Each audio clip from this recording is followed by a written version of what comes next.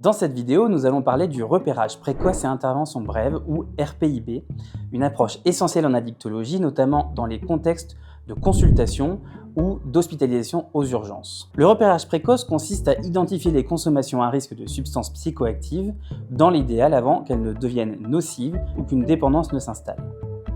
Il repose sur la consommation déclarée par le patient et sur l'utilisation de questionnaires validés, comme l'audit pour l'alcool ou l'assist pour les autres drogues. L'objectif est de détecter un usage à risque en quelques questions simples, posées dans le cadre habituel de la consultation.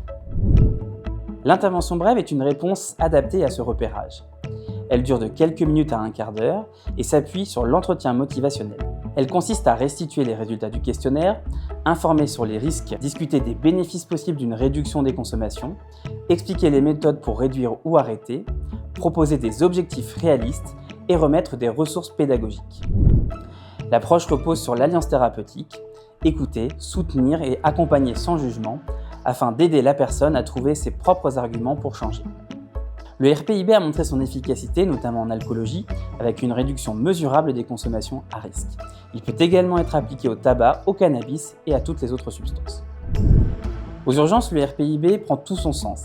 C'est souvent le premier, voire le seul lien de contact avec le système de soins pour les patients en difficulté avec leur consommation. L'intervention brève, réalisée à ce moment clé, permet de transformer une situation aiguë en opportunité thérapeutique, en sensibilisant le patient, en ouvrant le dialogue et en favorisant le relais vers une prise en charge spécialisée.